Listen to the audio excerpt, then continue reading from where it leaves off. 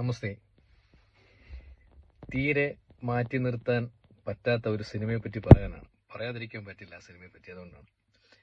സിനിമയുടെ പേര് പെരുമാനി. ഞാനിത് കുറച്ച് നാൾ മുമ്പ് കണ്ടതാ. പെരുമാനി OTT റിലീസ് ആയതുകൊണ്ട് അതിന്റെ ജോഷ് അങ്ങ് പോയി പറയാനുള്ള. അത് തിയേറ്റർ ആണെങ്കിൽ നമ്മളപ്പം തന്നെ പറയാൻ, പക്ഷെ OTT റിലീസ് ആയതുകൊണ്ട് എന്തുകൊണ്ടോ വിട്ടുപോയി. ഞാൻ മെനഞ്ഞാന്ന് ഈ സിനിമ വീണ്ടും കാണാനിടയായി. കാരണം OTTയിൽ വേറെ സിനിമകളൊന്നും ഇല്ലാത്തതുകൊണ്ട് ഈ പെരുമാനി ഞാൻ വീണ്ടും കണ്ടു. വീണ്ടും ഒരു സിനിമ രണ്ടാമത്തെ പ്രാവശ്യം കാണുമ്പോഴും, പ്രത്യേകിച്ച് OTT കാണുമ്പോൾ നമുക്ക് ഒരുപാട് സാധ്യതകളുണ്ട്. നമ്മൾ തിയേറ്ററിലാകുമ്പോൾ നമ്മൾ ഒരു സ്ഥലത്ത് തന്നെ ഇരുന്ന് ആ സിനിമ മുഴുവിപ്പിക്കും. പക്ഷേ OTTയിലാകുമ്പോൾ നമ്മൾ വീടിന്റെ സ്വാതന്ത്ര്യം നമ്മൾ ഉപയോഗിക്കും. അപ്പം നമ്മുടെ പല കാര്യങ്ങളും സിനിമയുടെ ഇടയിൽ കൂടെ ചെയ്യാൻ പറ്റും.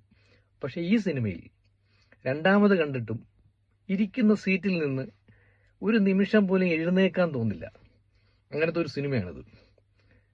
ഈ സിനിമ എന്ന് പറഞ്ഞാൽ ഒരു ഗ്രാമത്തിന്റെ കഥ പറയുന്ന സിനിമ, ഒരു ചെറിയ സിനിമ. നമ്മുടെ ഈ പെരുവണ്ണാപുരത്തെ വിശേഷങ്ങൾ, പൊന്മുട്ടയിടുന്ന തട്ടാൻ, അങ്ങനത്തേക്ക് ഉള്ള ഒരു ബ്ലെൻഡ് ആ സിനിമയാണ്.